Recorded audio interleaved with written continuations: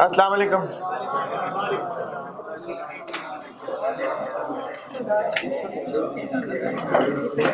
दुरूद शरीफ पढ़ लें।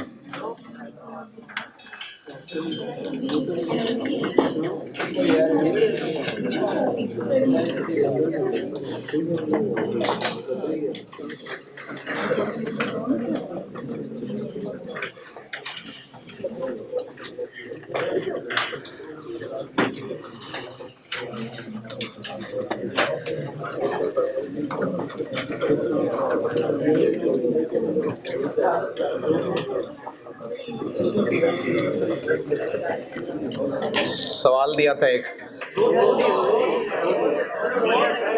दूसरा तो अच्छे बच्चों के लिए था।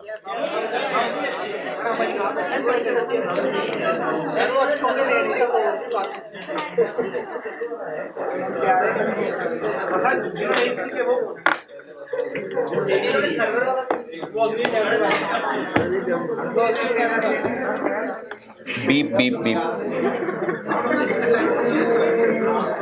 Spring 18 question 1।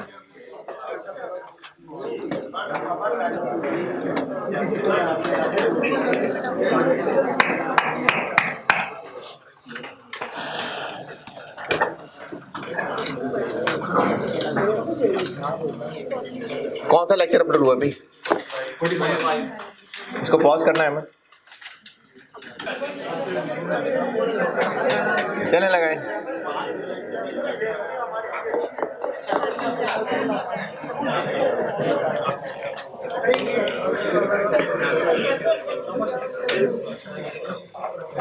मेनली दो प्रोडक्ट्स हैं जिनके लिए आपको पर यूनिट फिगर्स दी हुई हैं, और अभी इस वक्त पहले ही पैराग्राफ में लिखा हुआ है कि मैक्सिमम लेबर आवर्स अवेलेबल हैं 3 लाख। ये मैक्सिमम अवेलेबल है। इससे आइडिया होता है कि लिमिटिंग फैक्टर का सवाल है। और एक स्पेशल ऑर्डर मिला है।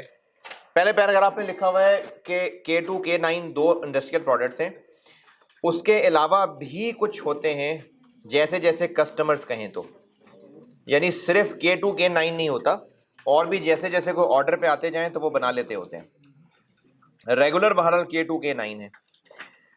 तो अभी रिसेंटली एक कस्टमर ने ऑफर की है, अभी हमने उसको एक्सेप्ट नहीं किया है, A1 बनाने का, और पॉइंट 1 2 3 में सारी A1 की चीज़ें बताई हुई हैं। और सवाल की रिक्वायरमेंट ये है कि प्रॉफिट मैक्सिमाइज कैसे कर सकते हैं, और मजीद लिमिटिंग फैक्टर का हिंट ऐसे मिल रहा है जो रिक्वायरमेंट से पिछली लाइन में लिखा है, management believes that it can increase decrease the production of K2 and K9 if required, यानी कहीं डिक्रीज भी करनी पड़ सकती है। तो ये लिमिटिंग फैक्टर का सवाल है। इसमें पहले पैराग्राफ की अंग्रेजी में कोई ज़रा सी भी किसी को परेशानी है तो बताइए। अच्छा, शर्माया ना करें पूछने में। आपको अगर कुछ नहीं समझ आती है बात तो बेटा पूछा करें, इसमें कोई शर्माने वाली बात नहीं है। अगर आपको लगता है बाकियों को आती है तो बाकियों को भी नहीं आती होगी।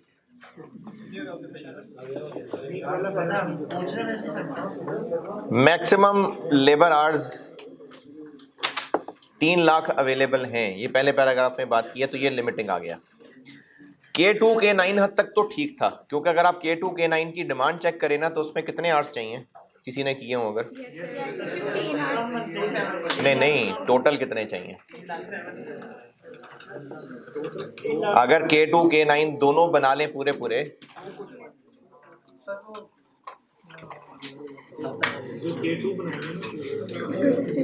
K2 K9 पूरे बना लें अगर, हैं?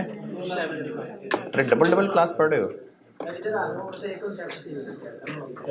नहीं तो बैठे तो पूरी क्लास में थे ना। अच्छा,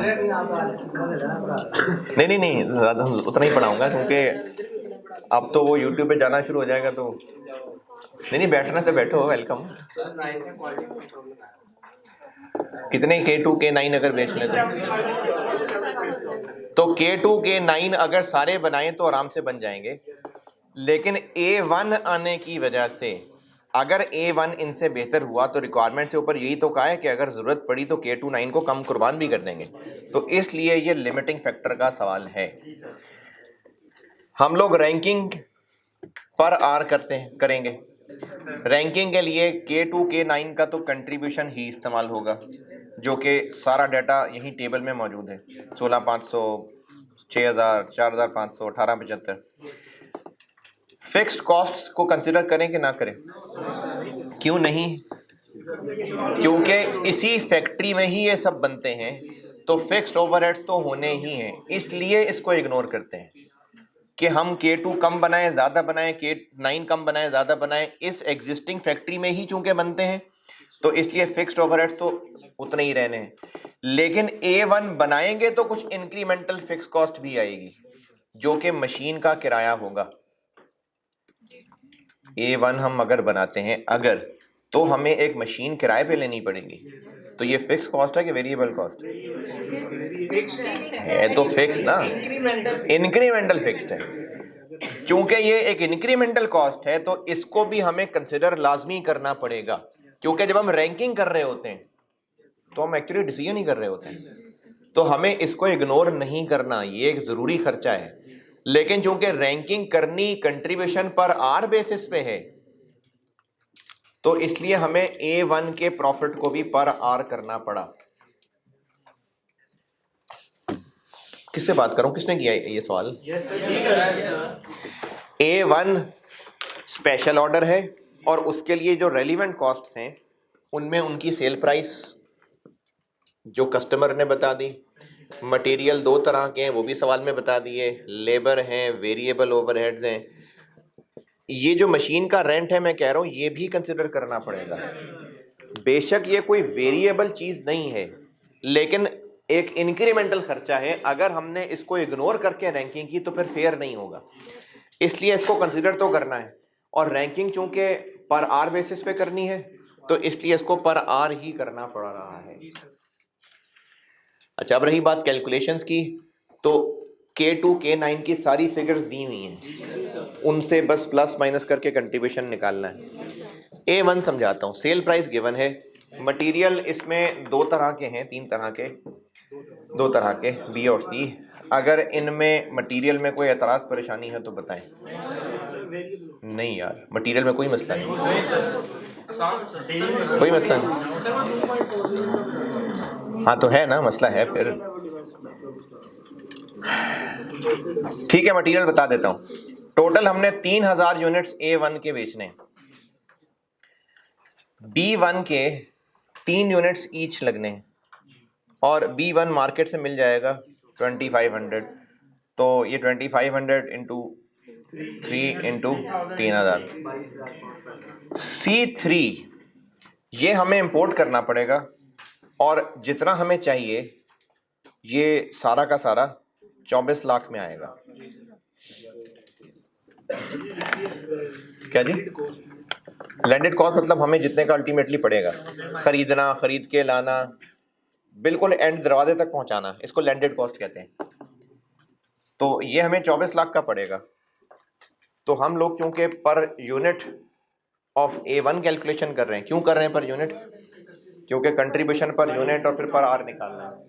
तो अगर 3,000 के लिए टोटल 24 लाख का सी आना है तो 3,000 से डिवाइड कर लें तो पर यूनिट आ जाएगा। तो यही किए।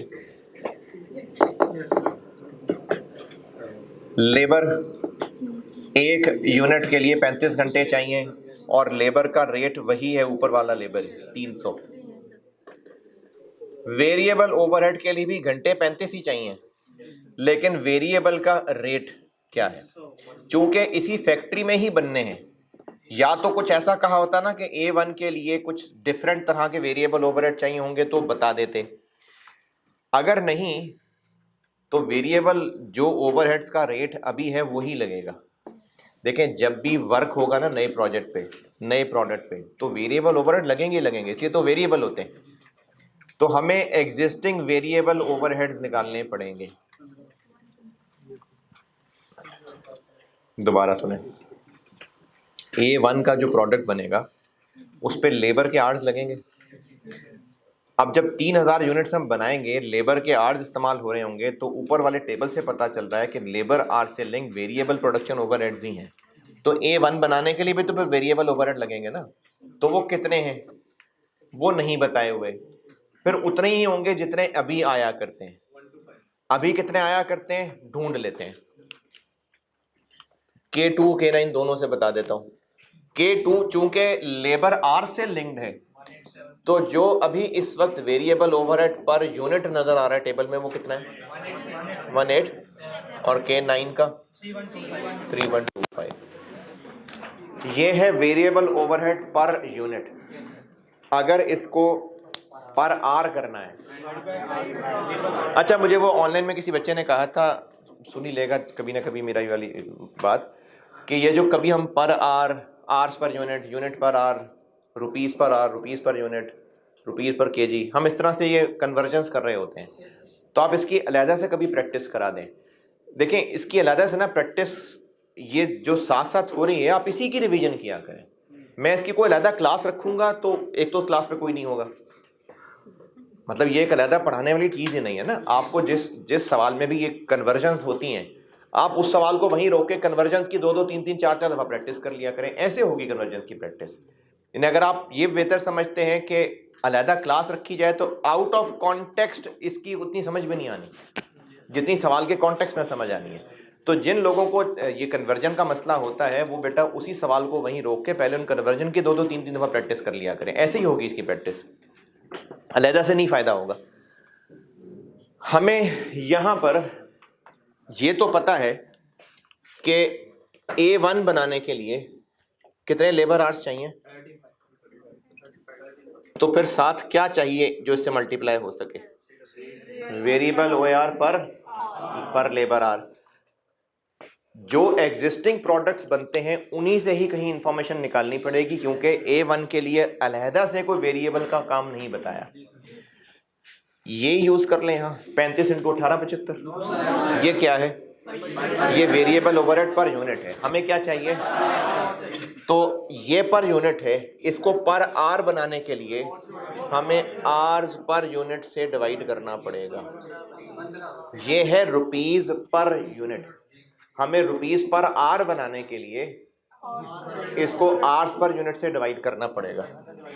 ये रुपीस पर यूनिट है 1875, हमें इसको आर्स पर यूनिट से, ये क्या है 8 6 नहीं, तब कहीं जाके ये रुपीस पर आर बचेगा। तो इस तरह की कन्वर्जन बेटा आप खुद ही बीच बीच में हर सवाल के आपने खुद ही इसकी प्रैक्टिस करनी है, उसी सवाल के कॉन्टेक्स्ट में करेंगे तो बेहतर होगा। तो इससे फाइंड कर लें तो 15 से डिवाइड कर लें 125। अगर इससे करना है इससे कर लें, इसके 25 हैं, इससे भी 125 ही आएगा। तो फिर ऐसा ना होता, फिर आपको अलग से इंफॉर्मेशन दी जाती। अगर इन दोनों का सेम आंसर ना आना होता तो आपको अलग इंफॉर्मेशन दी जाती। नहीं ऐसा ना होता, ऐसा ना होता।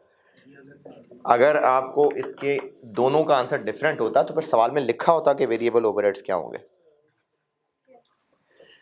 इसमें आप ये बात याद रखें कि जब भी किसी प्रोडक्ट के लिए काम हो रहा है, मटेरियल लेबर लगेगा तो ओवरहेड्स यकीनन लगेंगे, वेरिएबल होते ही इसलिए हैं वो। अब जैसे ए के लिए आपको ये 0.123 में कहीं बताया तो नहीं है कि वेरिएबल ओवरहेड लगेंगे, लेकिन लगेंगे क्योंकि वेरिएबल हैं। जैसे एक सवाल किया था वो चैंपियंस वाला, उसमें भी जो 2 अल्टरनेटिव्स थे उनमें कहीं भी उन अल्टरनेटिव ए अल्टरनेटिव बी की वर्डिंग में कहीं वेरिएबल ओवरहेड का जिक्र नहीं था, अदर इंफॉर्मेशन में था। तो जब भी काम हो रहा होगा तो वेरिएबल ओवरहेड्स होते ही वेरिएबल इसलिए हैं कि काम होगा तो वो खर्चे भी होंगे। तो आपने खुद ही ख्याल रखना है इस बात का कि अगर डायरेक्ट मटेरियल डायरेक्ट लेबर आ रहा तो वेरिएबल ओवरहेड्स यकीनन होंगे कहीं। तो इसलिए A1 के लिए वेरिएबल ओवरहेड्स भी थे। वेरिएबल ओवरहेड्स, फिक्स्ड ओवरहेड्स, इनमें रेंट है मशीन का, और ये वो स्प्रिंग 20L मशहूर रिंग लिमिटेड उसमें बात समझाई थी। मशीन किराए पे लेने के दो रास्ते हैं। एक रास्ता ये है कि फला मुदारबा वाले कह रहे हैं कि 9 लाख रुपए हम महीने का किराया लेंगे, हमें ये मशीन चाहिए किस लिए? पहले सेंटेंस में लिखा हुआ है specialised machinery would be hired for 5 दिन, हमें चाहिए 5 दिन के लिए, लेकिन फला मुदारबा वाले महीने से कम में नहीं किराए पे दे रहे, लेकिन साथ एक इजाजत दे रहे हैं कि ये सबलेट का मतलब होता है आगे किसी को किराए पे दे दें, सब लीज। तो हम अगर 9 लाख रुपए एक महीने के किराए पे लेंगे तो ये हमारा खर्चा, लेकिन 25 दिन के लिए किराए पे दे भी देंगे तो 20,000 इंटू 25 दिन हमारी इनकम 5 लाख। तो हमें ये मशीन किराए पे लेना नेट 4 लाख कॉस्ट करेगी, लेकिन अगर हम 57,000 पर डे पे किराए पे ले लेते हैं तो 57,000 इंटू 5 फिर इतना किराया पड़ेगा। तो जो दोनों में से सस्ता है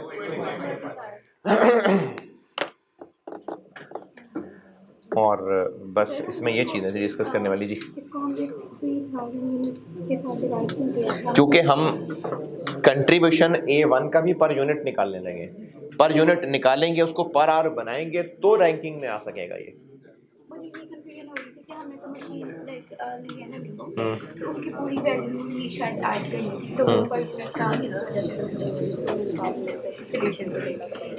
रेंट तो हमें पूरा टोटल ही पड़ेगा, लेकिन रैंकिंग की वजह से इसको पर आवर लाना पड़ा है।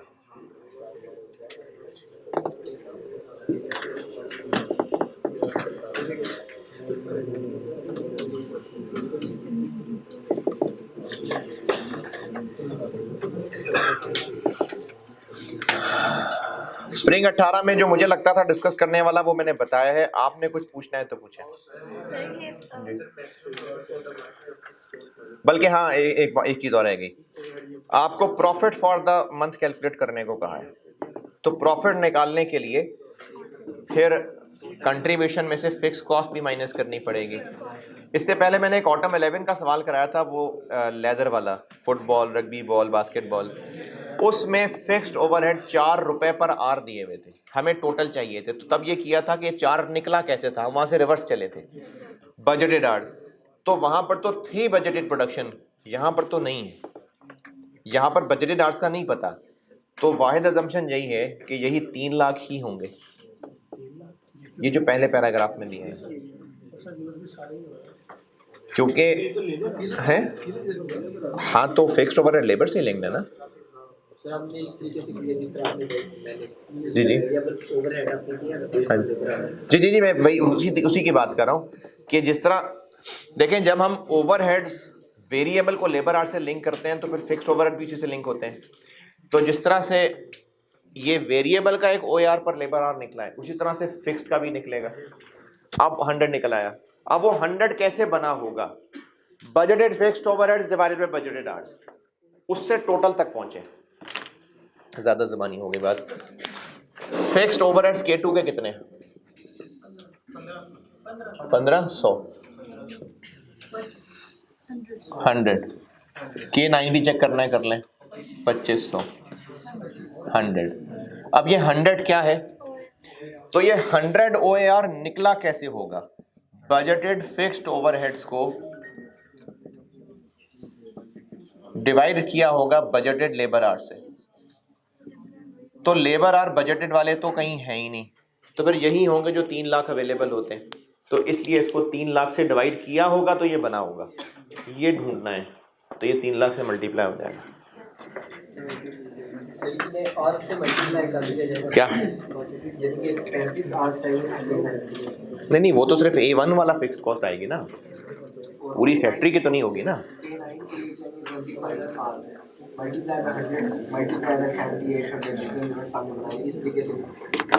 ये तो फिर आप वेरिएबल वाला सलूक कर रहे होंगे ना इसके साथ। वो गलत इसलिए नहीं आ रहा क्योंकि वो पूरे 3 लाख आवर्स बन रहे हैं जो आप कर रहे हैं, वो पूरे 3 लाख आवर्स बन रहे हैं, इसलिए आपका जवाब ठीक आ रहा है। लेकिन अगर आपने ये करना है कि जितने यूनिट्स हम बनाएंगे जो प्लान में है उनके मुताबिक फिक्स्ड ओवरहेड्स निकालने हैं, तो ये तो वेरिएबल वाला सलूक कर दिया। असल में फिक्स्ड ओवरहेड्स टोटल होने हैं, और वो ऐसे रिवर्स चल के निकले। 100 रुपए कैसे बना होगा? बजटेड फिक्स्ड ओवरहेड्स को बजटेड लेबर आवर से डिवाइड किया होगा, इस तरह बना होगा। यहां से रिवर्स चल के मैंने बजटेड फिक्स्ड ओवरहेड्स निकाले। जो हमारे ऑप्टिमम प्लान में यूनिट्स आएंगे उनको सामने रख के फिक्स्ड ओवरहेड्स अगर निकालने तो फिर फिक्स्ड किस बात के हैं? वो तो वेरिएबल वाला सलूक हो गया। तो फिक्स्ड ऐसे ही निकलेंगे कि ये ओएआर कैसे बना था, वो ऐसे बना था। अब यहां से रिवर्स चल के फिक्स्ड ओवरहेड्स निकलेंगे। आप और क्या पूछ रहे थे? किधर गया वो? आप पूछ रहे थे कुछ उधर। और स्प्रिंग 18 में बताइए जो पूछना है। चलें जी, लेटेस्ट अटेम्प्ट का सवाल करते हैं। ऑटम 21। हाँ, दूसरा जो दिया था वो मैं नहीं कल नहीं, ये देखता हूँ पूरा, अगर तसल्ली से हो जाता ना ये वाला, फिर टाइम मिला तो अभी कर लूंगा, नहीं तो कल कर लूंगा। बस ये मेक और बाय बहुत है। अब ये किसमें ये नहीं, ये तो लिमिटिंग फैक्टर का था। मेक और बाय का भी कराने लगा। और वो जो स्प्रिंग 19 था वो भी मेक और बाय का था। ऑटम 21 क्वेश्चन नंबर 2 पढ़ ले, मैं करता हूं बोर्ड पे। अच्छा सवाल। Autumn 21 question number 2।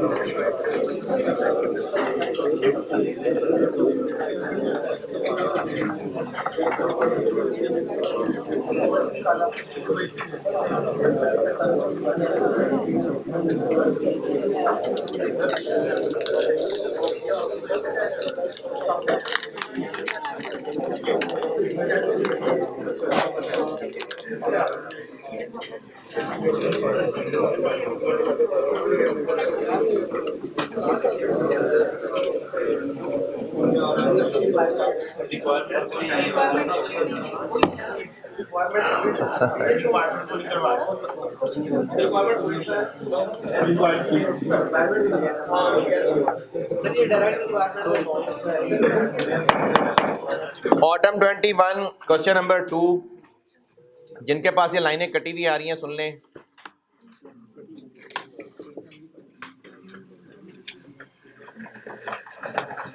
कहां तक लिखा हुआ है? Based on. बस फिर एक लाइन मिसिंग है आगे उसके नीचे। बेस्ड ऑन के बाद बता रहा हूं। Profit maximising, profit maximising. अच्छा, ऑनलाइन वालों का मसला नहीं है। हाँ, ऑनलाइन वालों का तब मसला होगा अगर उन्हें यहाँ आकर कॉपियर से प्रिंट आउट लेके गए होंगे, फिर मसला होगा। ये रिक्वायर्ड की 2 लाइनें लिखी हुई हैं, एक तीसरी लाइन है जो कटी हुई है प्रिंट आउट में। Profit maximising production schedules, 15 number.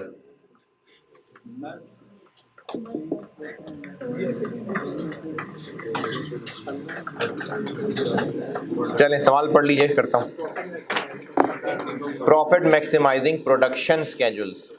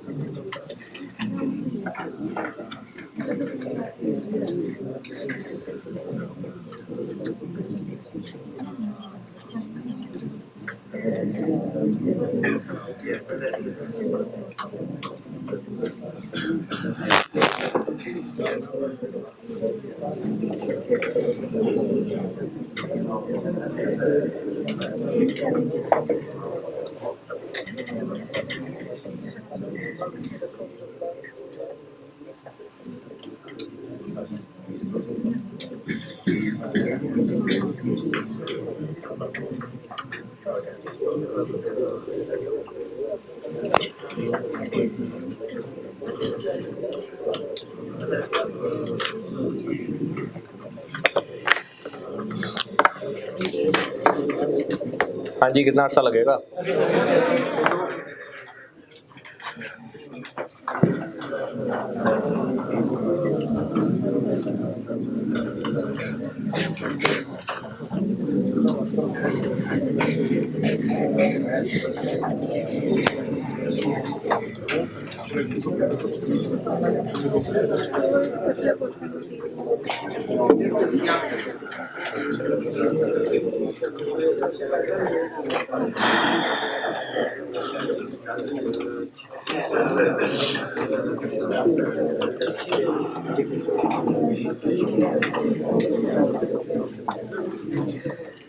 पहले पैराग्राफ में कहानी ये लिखी हुई है कि वायल 3 प्रोडक्ट्स बनाता है, alpha beta gamma,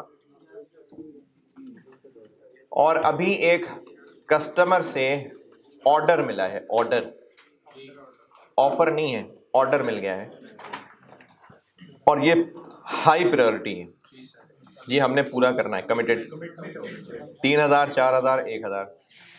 this order represent 25%, इसका थोड़ी देर बाद आगे चल के बताता हूं। अभी इस वक्त जो ABG बनाने का डाटा है वो इस टेबल में है। यहाँ पर प्राइस और स्पेशलाइज्ड केमिकल और सारी इंफॉर्मेशन है। लिमिटिंग फैक्टर इस टेबल के नीचे स्पेशलाइज्ड इंपोर्टेड केमिकल है। और बाकी सवालों से डिफरेंट इसमें एक नई बात ये आई कि पहले केमिकल अगर लिमिटिंग फैक्टर था तो उसके कोई केजी कोई लीटर दिए होते, इसमें अमाउंट दी हुई है। इसका भी हल बताता हूँ। और अगर ज़्यादा दिमाग इस्तेमाल ना भी करें, फ्लो में चलते जाएं तो जो करते आप वही हल है इसका। मैं बहरहाल समझा भी देता हूँ, लेकिन फ्लो में जो चल के करना था वही हल है इसका। लिमिटिंग फैक्टर है केमिकल है कि लेबर है। अब ये दो अलग अलग ऑप्शंस हैं और इनफैक्ट ये सवाल दो सवालों का मिक्सचर है। यानी अगर ये सवाल दो अलग अलग पूछे जाते हैं तो दो मुकम्मल सवाल हैं। एक प्रॉपर लिमिटिंग फैक्टर का सवाल है और एक प्रॉपर मेक और बाय का सवाल है।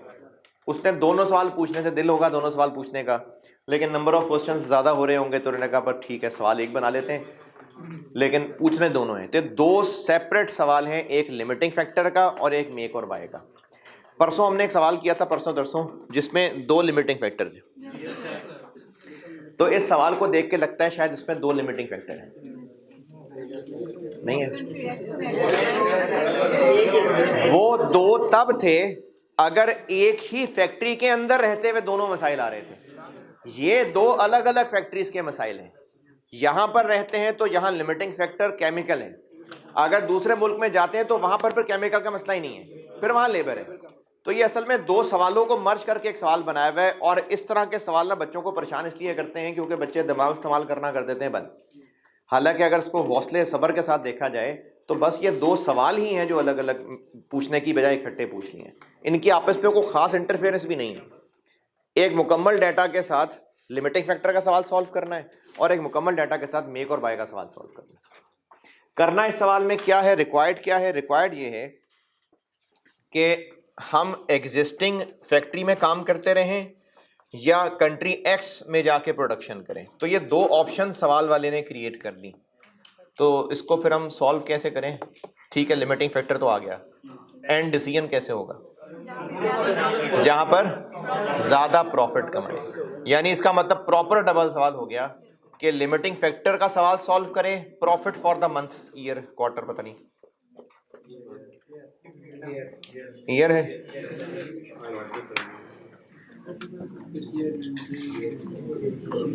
वो कुछ है सही। प्रॉफिट फॉर द पीरियड निकाला जाए लिमिटिंग फैक्टर का सवाल करके, और फिर प्रॉफिट फॉर द पीरियड निकाला जाए मेक और बाय का सवाल करके। कौन सी ऑप्शन बेहतर होगी जिसमें प्रॉफिट ज्यादा आ रहा है। ये है सवाल की अप्रोच। बाकी इसको सॉल्व करते करते जो मुश्किल हैं फिर मैं वो साथ साथ बताता हूँ।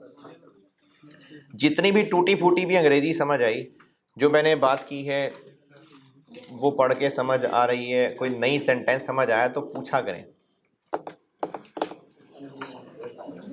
ठीक है, शुरू करो सवाल। पहले देखते हैं कि अगर यही काम चलाया जाए तो क्या होगा। Question 2 autumn 21। ऑप्शन 1 चला लेते हैं कि यही काम करना है।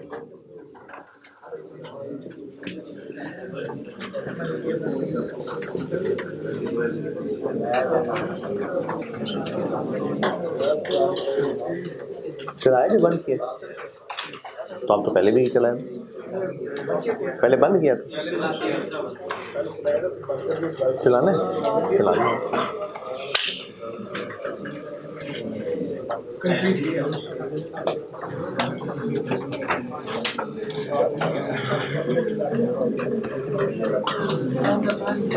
अच्छा, अभी जो एग्जिस्टिंग कंट्री है जहां पर अभी हम काम कर रहे हैं, यहां पर मेक और बाय नहीं option. Make or by country X में जाके हो। यहां पर हम बस जो बनाएंगे जितने बना लेंगे उतने बना लेंगे। तो ये प्रॉपर लिमिटिंग फैक्टर का सवाल है। तो उसका तरीका होता है कि हम रैंकिंग करें और फिर ऑप्टिमम स्केड्यूल बनाएं।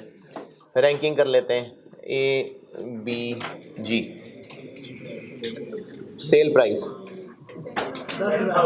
10,000, 9,000, 12,500। Special chemical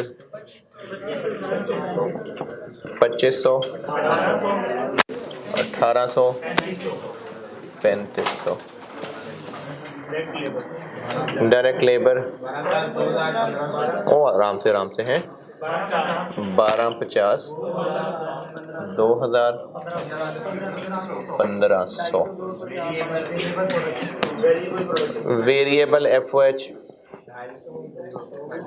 250 200 500। इसी फैक्ट्री में जो फिक्स्ड ओवरहेड हैं, बेशक उसने कहा है कि हमने इसको पर यूनिट करके दिया हुआ देते रहे, तो फिक्स तो हमने नहीं लेने होते। अच्छा, अभी तक करते आ रहे थे सिर्फ प्रोडक्शन के खर्चे, लेकिन अब बेचने पे भी खर्चा होगा और वो भी वेरिएबल है, तो वो भी कंसिडर होना चाहिए, लेकिन इसमें से 30%।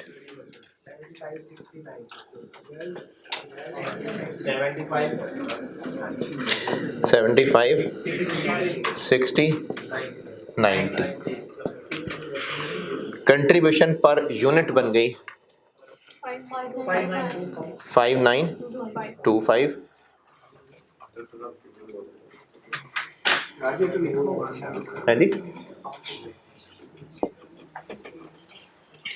क्या लिखा हुआ था? 6910 49। ये निकल आया कंट्रीब्यूशन पर यूनिट।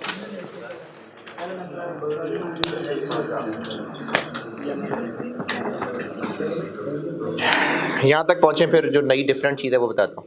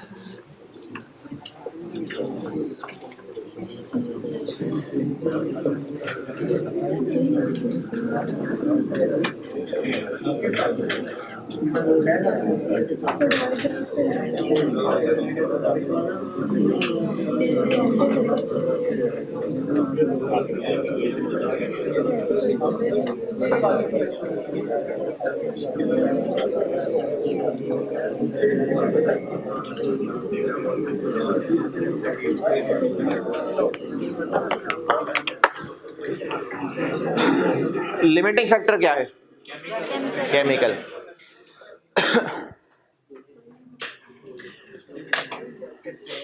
जो लिमिटिंग फैक्टर होता है जिसको हम ऑप्टिमम स्केड्यूल में लिखते हैं, अगर लिमिटिंग फैक्टर अवेलेबल केजीज में होता है तो फिर हम कंट्रीब्यूशन पर केजी निकालते हैं।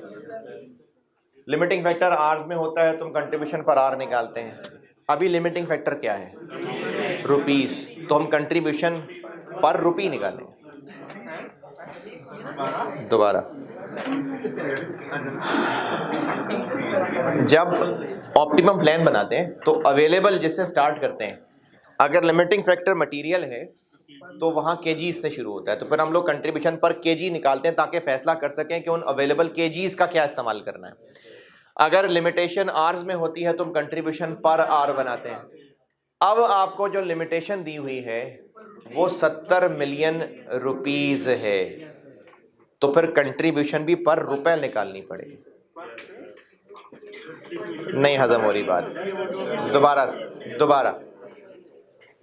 लिमिटिंग फैक्टर मटेरियल अगर 70 मिलियन केजी होता तो हम कंट्रीब्यूशन, तो हम जो कंट्रीब्यूशन पर केजी निकालते उसका मकसद ये होता कि 1 किलो ऑफ दिस मटेरियल कितना कमा के देता है, कंट्रीब्यूशन पर केजी, तो 1 किलो कितना कमा के देता है, ताकि हम किलोस का हिसाब उस तरह कर सकें। अगर लेबर आवर्स लिमिटिंग फैक्टर होते तो अवेलेबल से शुरू होता आर से, 50,000 लेबर आवर्स, फिर हम क्या निकालते कंट्रीब्यूशन पर, तो उसका मतलब ये होता कि 1 आर कितना कमा के देता है, ताकि हम अवेलेबल 50,000 आवर्स का बंदोबस्त कर सकें। अब है अवेलेबल 70 मिलियन रुपए ऑफ केमिकल। अब हमने देखना है कि केमिकल का 1 रुपया कितना कंट्रीब्यूशन कमा के देता है। ठीक है सर।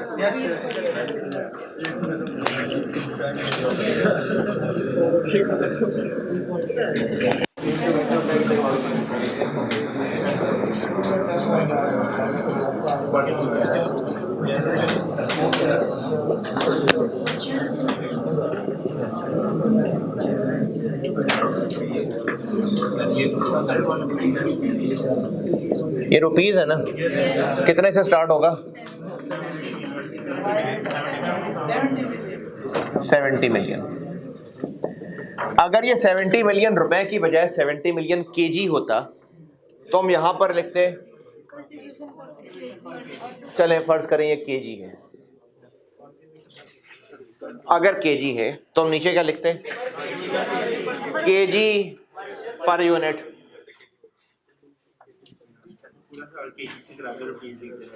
हाँ, तो 1 यूनिट के लिए कितना केजी चाहिए वो यहां लिखते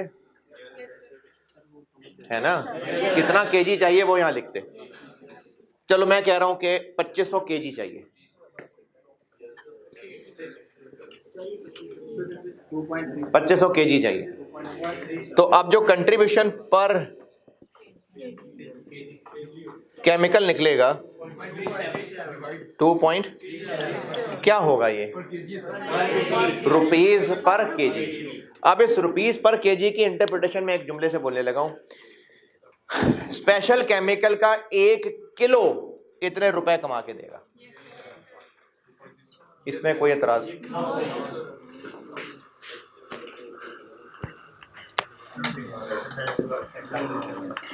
फिर यहां क्या लिखेंगे कि 1 यूनिट के लिए कितने रुपए का केमिकल लगता है, इतने रुपए का लगता है। इसको से डिवाइड करेंगे, जो आंसर आएगा उसकी क्या इंटरप्रिटेशन होगी कि केमिकल का 1 रुपया, अगर हम केमिकल का 1 रुपया इस पे खर्च कर दें तो ये इतने रुपए कमा के देते हैं। अब ये जस्ट एक रेशो में आंसर आ गया। अगर आप इसकी कैलकुलेशन देखें ना तो रुपीस 5925 पर यूनिट है और रुपीस 2500 पर यूनिट है, पर यूनिट ही है।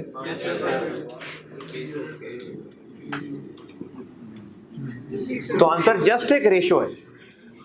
इसकी इंटरप्रिटेशन ये है कि जितना मटेरियल लगता है ये प्रोडक्ट उसका 2.37 टाइम्स कमा के दे देगा।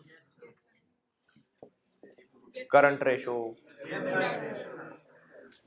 तो अगर आप इतनी गहराई को ना भी समझें तो जिस तरह लिमिटिंग फैक्टर दिया हुआ जैसे आप पहले लिखा करते हैं उसी को वैसे ही लिखें और दिस डिवाइडेड बाय दिस करें, इसकी बेस पे रैंकिंग करते हैं। इसी तरह से यहां क्या लिखूं, 1800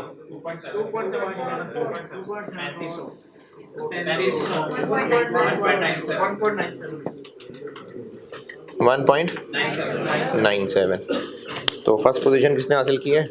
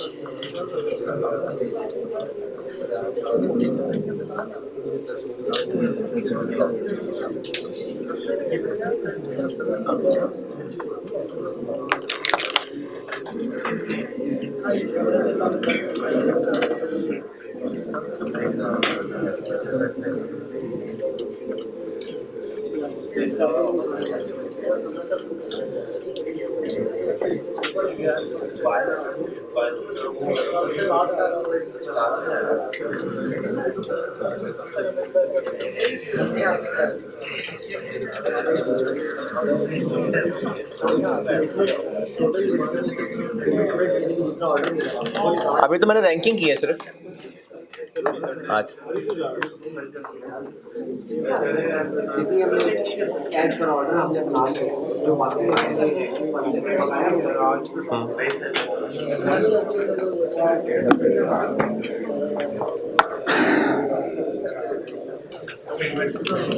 पहले पूरी करेंगे कमिटमेंट।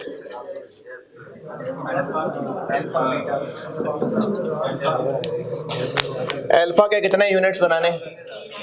3000। अच्छा अब देखिए ये रुपीस हैं, तो हम अब ये कहेंगे कि 3000 यूनिट्स के लिए कितने रुपए का केमिकल लग जाएगा? 3000 इंटू 2500, ये सब रुपीस में चल रहा है स्पेशल केमिकल। यहाँ पर हम लिखते होते हैं कि इतने यूनिट्स बनाने के लिए ये कितना चाहिए, तो एक यूनिट बनाने के लिए 2500 रुपए का केमिकल चाहिए।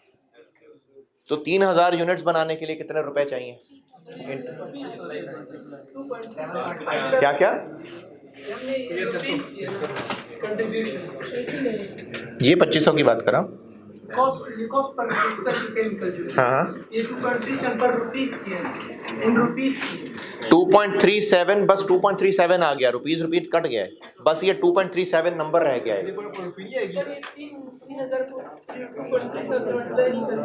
नहीं ऐसा तो कभी नहीं किया, हम इससे ही मल्टीप्लाई किया करते हैं यार। यहाँ पर हम जब कमिटमेंट या जो भी यूनिट्स लिखते हैं उसको किससे मल्टीप्लाई यहाँ करके यहाँ पर लिखते हैं? कंट्रीब्यूशन से मल्टीप्लाई करके लिखते हैं, कंट्रीब्यूशन से मल्टीप्लाई करते हैं। ऑप्टिमम प्लान जब बनाते हैं तो इसको किससे मल्टीप्लाई कर आती है? हाँ, तो जितने आर्स रिक्वायर्ड होते हैं, जितने किलो रिक्वायर्ड होते हैं, यानी ये चीज तो भी 2500 से मल्टीप्लाई करना। 2500 से मल्टीप्लाई 1800 से। अच्छा ये कितना बना? 7 बी 4000 70 200 जी 3500, तो बाकी रह जाएंगे 51800। ये कमिटमेंट पूरी हो गई।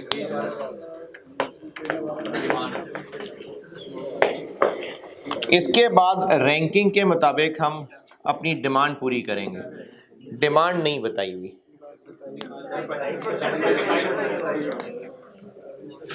डिमांड के बारे में कहा है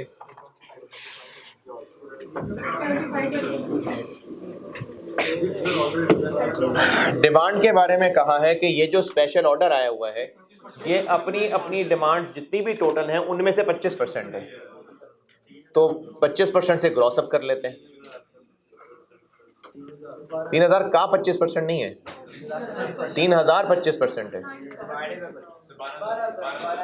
12000। इसी तरह से बी 4000 25% है, 16000, और जी 1000 25% है, 4। ये टोटल डिमांड है, ये पहले पैराग्राफ में लिखा हुआ था। This order represents 25% of total demand. Her product की जितनी भी टोटल डिमांड है उसमें से 25% ये स्पेशल ऑर्डर है।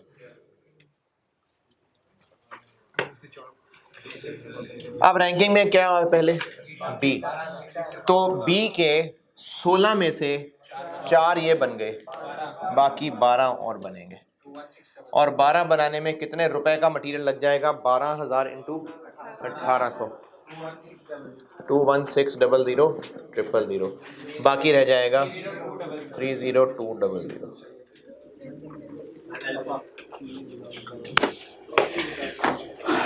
टोटल डिमांड पे ही फंसा होगा भाई, कोई मसला नहीं, इसका अंदर मुश्किल सवाल नहीं है। वही मैं सोच रहा हूँ कि नहीं है मुश्किल सवाल।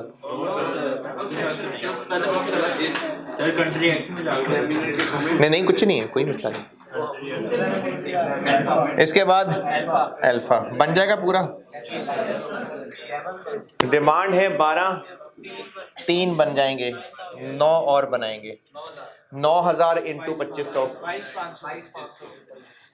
22,500, बाकी रह जाएगा 77,000। अब बाकी ये तो पूरा यकीनन नहीं बनेगा,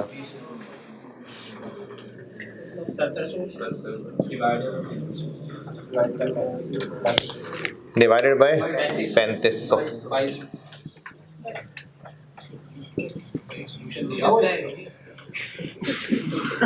क्या हुआ?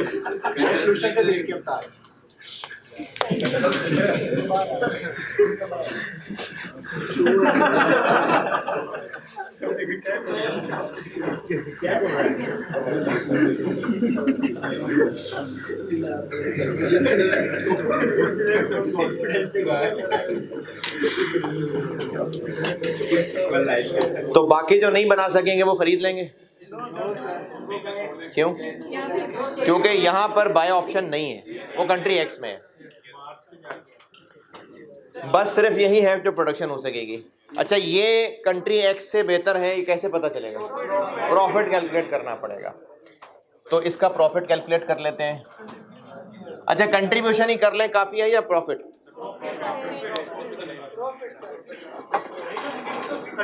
कैसे पता फिक्स है? वो कंट्री एक्स है, वो ये कंट्री पाकिस्तान है।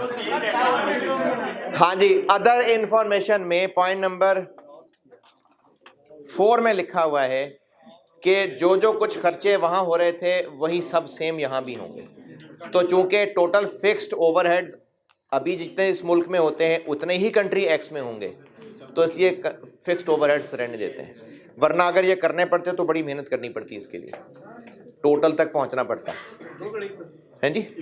तो इसको इग्नोर कर देंगे क्योंकि टोटल फिक्स्ड ओवरहेड्स वहाँ भी इतने ही होंगे जितने अभी होते हैं। तो हम बस कंट्रीब्यूशन ही निकाल लेते हैं, काफ़ी है। इसी से आगे चल रहा हूँ, यहाँ नीचे नज़र नहीं आएगा, यहाँ लिख रहा हूँ, इसी के आगे चल रहा हूँ। कंट्रीब्यूशन इसी प्लान के मुताबिक बनाने लगा हूँ। टोटल कंट्रीब्यूशन एज पर ये वाला प्लान।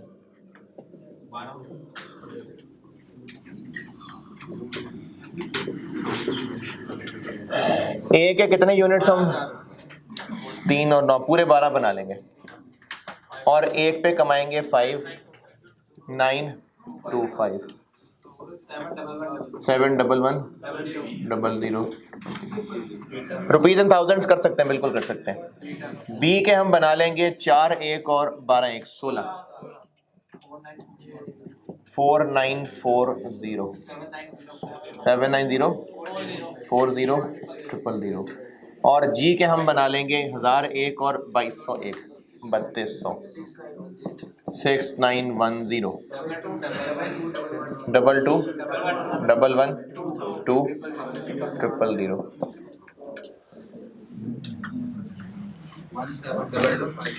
17225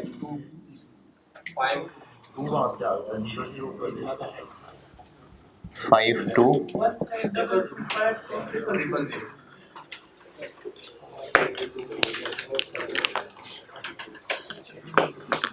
ये है एग्जिस्टिंग ऑपरेशंस है जी।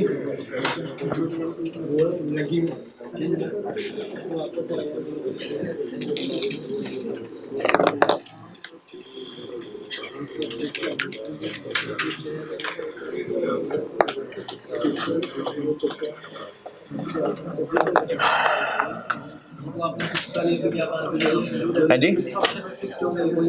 हाँ, ये लिखा हुआ है सवाल में।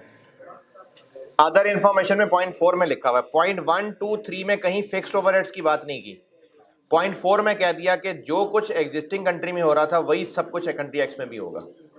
तो जो एग्जिस्टिंग में टोटल फिक्स्ड ओवरहेड्स होते थे वहां फैक्ट्री नहीं बना लेंगे वहां, क्योंकि यहाँ से तो बंद कर देंगे, तो वो जो वहां पर टोटल फिक्स्ड ओवरहेड्स होंगे सेम ही होंगे, इसलिए सिर्फ टोटल कंट्रीब्यूशन निकाल लिया काफी।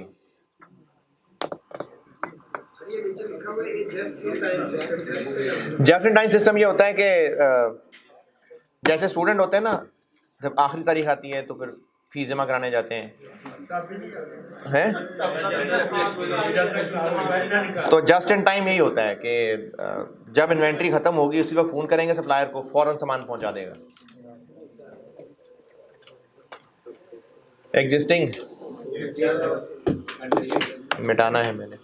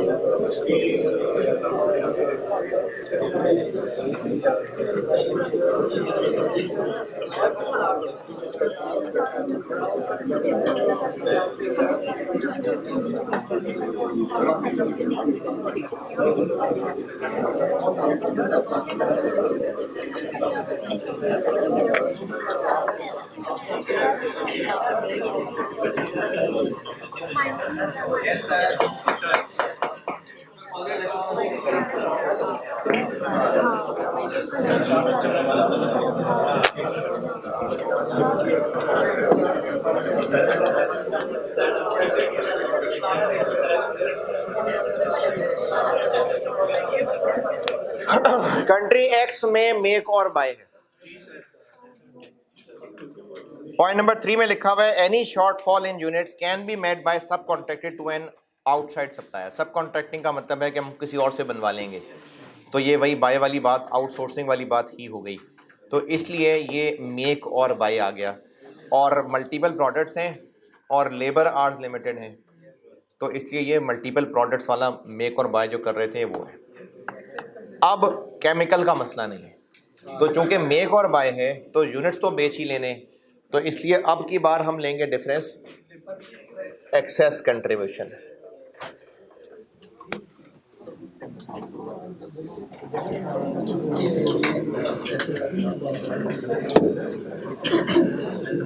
अच्छा, एक्सेस कंट्रीब्यूशन में हम लोग डिफरेंस किसका लेते हैं? परचेज प्राइस का और मैन्युफैक्चरिंग का। मैं आपको ये दो तरीके से बताने लगा हूं, चूंकि कंट्रीब्यूशन भी बहरहाल निकालना तो पड़ेगा ही, इसलिए दो तरीके से बता रहा हूं, ए, बी और जी वर्किंग टू। अगर हम खरीद के बेचेंगे तो बेचेंगे कितने का? उतने का ही, 10,000, 9,000, 12,500। और खरीदेंगे कितने का? 5,000, 4,500, 7,500। और बेचेंगे तो बेचने के भी खर्चे होंगे या अब नहीं होंगे? तो वेरिएबल सेलिंग कॉस्ट भी होगी 75, 60 और 90।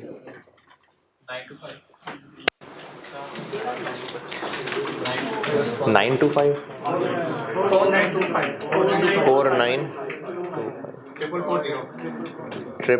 440 4910। मेक और बाय डिसीजन में हम लोग एक्सेस कंट्रीब्यूशन निकालते हैं दो तरीके, दोनों की कंट्रीब्यूशंस का फर्क ले लें या दोनों की कॉस्ट का फर्क ले लें। दोनों ही सामने दिखा देता हूं, या तो दोनों की कंट्रीब्यूशन का फर्क ले लें। मेक वाली कंट्रीब्यूशन ऑप्शन 1 में कर चुके हुए हैं 5925 4940, और बाय की कंट्रीब्यूशन ये निकाल ली 4925 440 4910। तो एक्सेस कंट्रीब्यूशन आ गई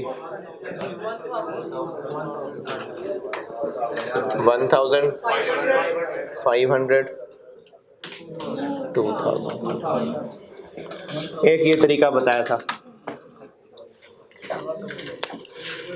और इसकी जगह आप ये भी कर सकते हैं कि बाय में से वेरिएबल की मेक की वेरिएबल माइनस कर लें। तो बाय कितनी 5000 4500 और 7500, और प्रोडक्शन वाली जो वेरिएबल कॉस्ट है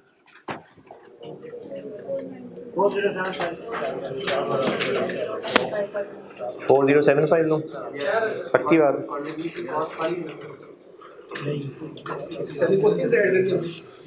करनी चाहिए। देखें, हम ये वो तरीका ले रहे हैं कि खरीदें या बनाएं, यानी ये प्रोडक्ट हम तक पहुंचेगा कैसे। सेल तो बात की बात है, हम मेक और बाय की कॉस्ट का फर्क ले रहे हैं ना, कि बाय करेंगे तो कितने का मिलेगा, मेक करेंगे तो कितने का बनेगा। बेचना सेलिंग कॉस्ट तो बात की बात है। तो इसलिए 5000 और 4000 स्पेशलाइज्ड केमिकल, डायरेक्ट लेबर और वेरिएबल ओवरहेड, बस। सेलिंग कॉस्ट तो बेचते हुए आएगा, हम तो ले रहे दोनों के खरीदने या बनाने का खर्चा। तो 4000 5500, तो अगर आप इनका डिफरेंस लेंगे तो वो भी यही 1500 और 2000 ही बनेगा। एक्सेस कंट्रीब्यूशन आपको ऐसे भी बताया था, ऐसे भी बताया है? हाँ, लिखा हुआ है ना कि all other cost are same. हाँ, आप ये देख लें, ये कॉस्ट जो सवाल में दिए वही लिए मैंने, 2500 1250 250। जो सवाल में टेबल में गिवन है वही लिया मैंने, सेलिंग नहीं लिए बस, क्योंकि वो तो बेचते हुए होंगे, हम तो बनाने को और बाय करने को कंपेयर कर रहे हैं। क्या बात?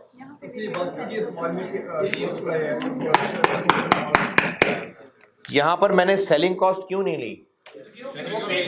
क्योंकि वो बेचने की चीज है। हम इन दोनों ऑप्शंस का मुकाबला किस बात का कर रहे हैं कि प्रोडक्ट हम तक पहुंचेगा कैसे, बनेगा तो इतने का, खरीदेंगे तो इतने का, बेचना तो उसके बाद की बात है। कहां पर? वहां पर क्यों लिए? खरीद के भी बेचेंगे तो सही ना। ये खरीदने का खर्चा है, खरीद के क्या करेंगे, बेचेंगे ना, तो ये बेचने का खर्चा है, सेलिंग कॉस्ट।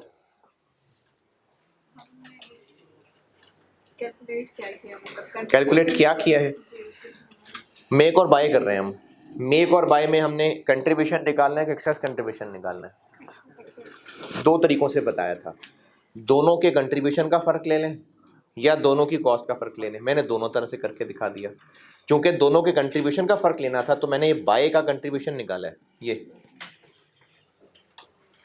और मेक और बाय के कंट्रीब्यूशन का फर्क लिया, वो भी एक्सेस कंट्रीब्यूशन है, और मेक और बाय की कॉस्ट का फर्क लिया, ये भी एक्सेस कंट्रीब्यूशन है।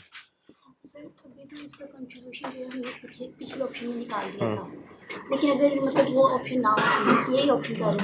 हाँ, तो सेलिंग मतलब अगर हम बाय करेंगे तब भी सेल करने का वो नहीं आ रहा है, अगर मेक करेंगे तब भी, तो फिर उसे इग्नोर कर सकते हैं, बिल्कुल कर सकते तो वो सेल नहीं है हैं, बिल्कुल कर सकते हैं। रैंकिंग किस बेस पे करनी है? Labour arts. तो फिर हमें अब इस एक्सेस कंट्रीब्यूशन पर यूनिट से एक्सेस कंट्रीब्यूशन पर आर तक पहुंचना है। लेबर आर्ट्स चाहिए, इसके लिए दिए हुए सवाल में 6, 5, 8। तो एक्सेस कंट्रीब्यूशन पर आर बन गई पर आर 167 250। तो अब पहली पोजीशन है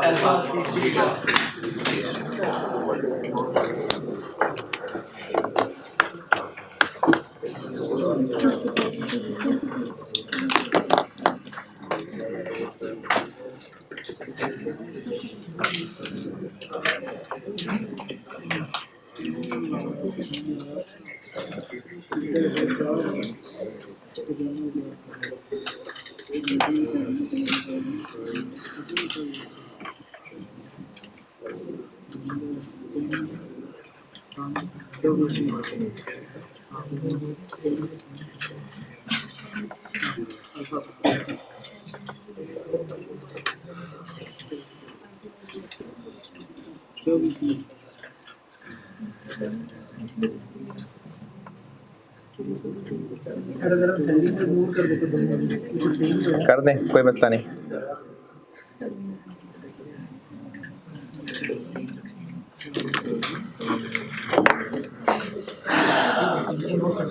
ऑप्टिमम प्रोडक्शन प्लान, जी जी, नहीं ये तो पुराना वाला है।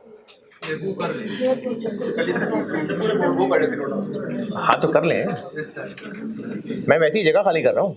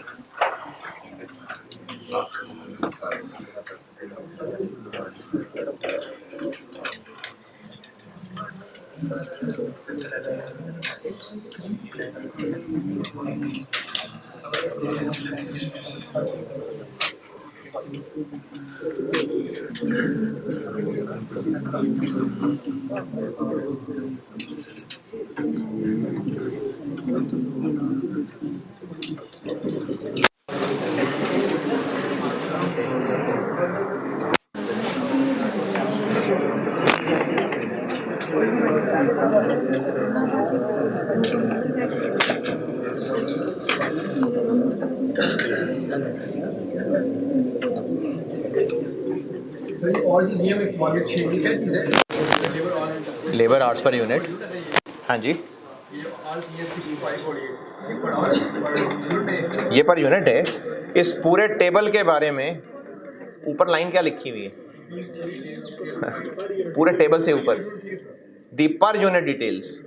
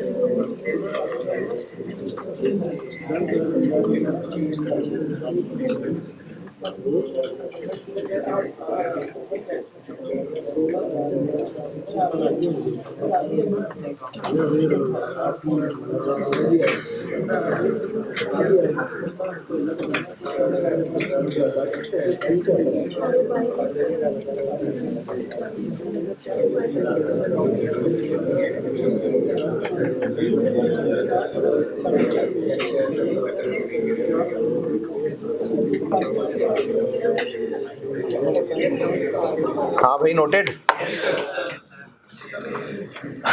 लेबर आवर्स कितने अवेलेबल हैं? 1 लाख। किससे शुरू करें? मेक और बाय में कमिटमेंट इग्नोर करते हैं, जरूर करते अगर ये सेंटेंस ना लिखा होता तो। मेक और बाय में कल आपको बताया था कि कमिटमेंट को इग्नोर करना है। क्यों? क्योंकि बना नहीं सकेंगे तो खरीद के बेच लेंगे, तो कमिटमेंट का मसला नहीं है। लेकिन इसमें एक सेंटेंस लिखा हुआ है पॉइंट नंबर 3 में,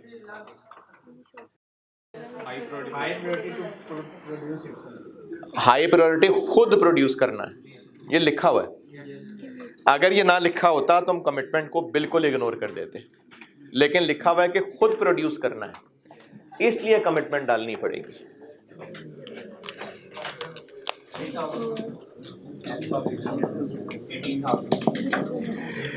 किधर लिखा हुआ है? लिखा हुआ है जी point number 3, last sentence. However, the order considered as high priority would be manufactured by YL itself.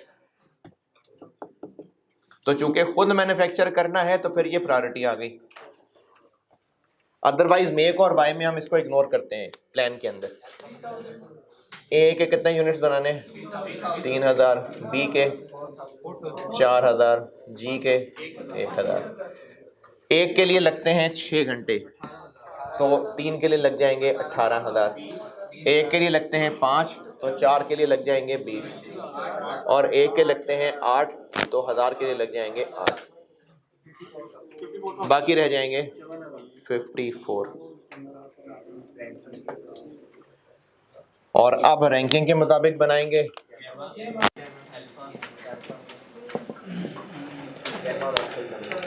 पहले बनाएंगे गैमा। गैमा की डिमांड है 4, एक ये हो गया, 3 रह गए, 24,000, बाकी रह जाएंगे 30।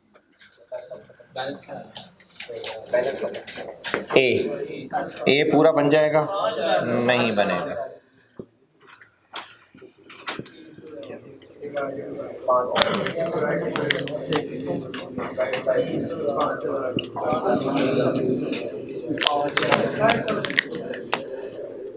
$5,000।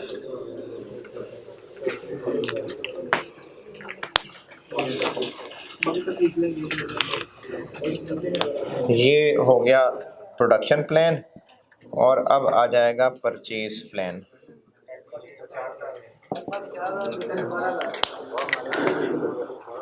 गैमा पूरा कर लिया। ए हम बना लेंगे 3 और 5 8, चाहिए कितने? 12।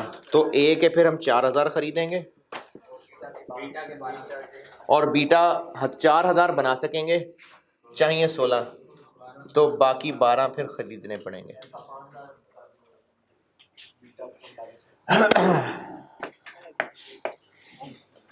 क्या 5000 रुपया 4500? अच्छा, ये प्रोडक्शन प्लान हो गया, ये परचेज प्लान हो गया। और इससे मुकाबला कराना है तो हमें फिर टोटल कंट्रीब्यूशन निकालनी पड़ेगी।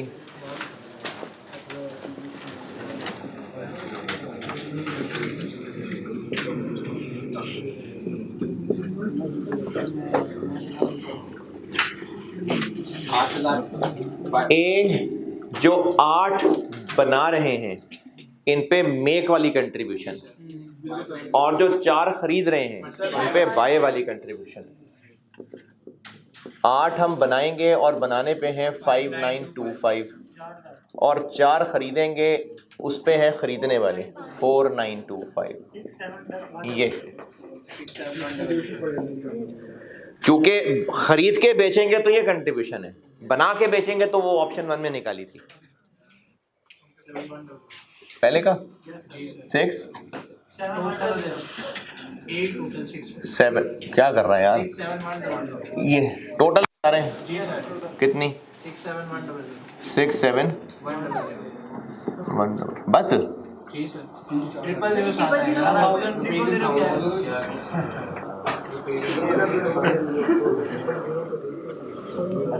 बी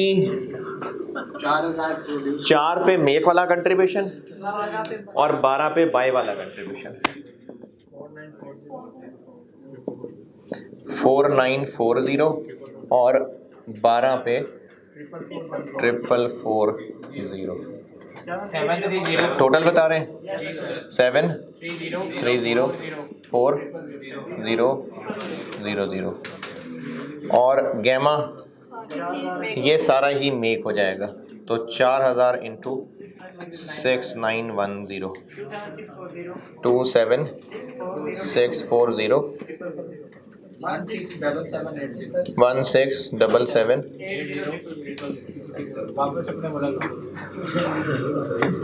तो कंक्लूजन ये है कि हमें एग्जिस्टिंग ऑपरेशंस ही कंटिन्यू करने चाहिए।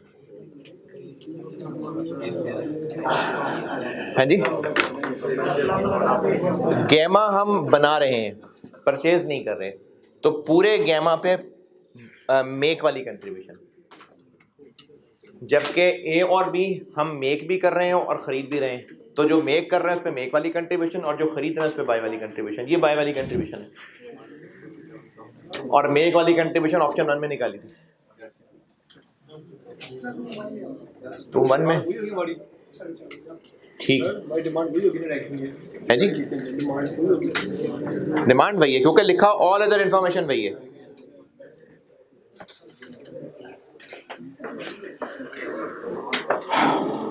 मेक और वाई बस बहुत है। होमवर्क स्प्रिंग 19 अब ये सब लोगों के लिए है, नहीं पहले तो अच्छे लोगों अच्छे बच्चों के लिए था ना।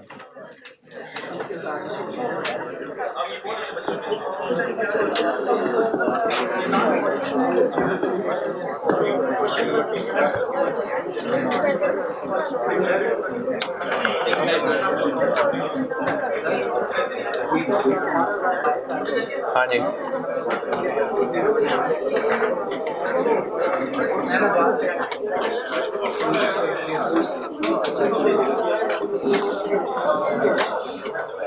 ये बाय करके बेचने वाले पे कंट्रीब्यूशन है,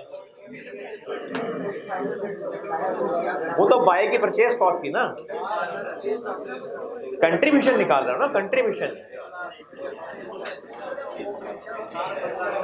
खरीद के बेचना भी तो है ना, तो ये बेच के इतना कंट्रीब्यूशन कमाना है। हमने दोनों कंट्रीज की कंट्रीब्यूशन कंपेयर करनी है, हमने कॉस्ट नहीं कंपेयर करनी है।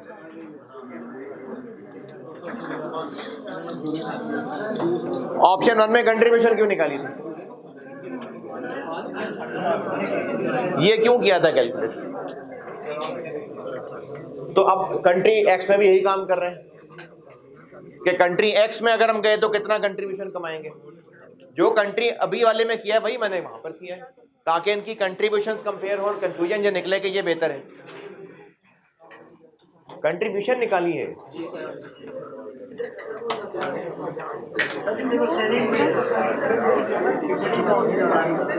क्या सेलिंग कॉस्ट दोनों में इग्नोर कर सकते हैं? चले ठीक है जी, अल्लाह हाफिज़।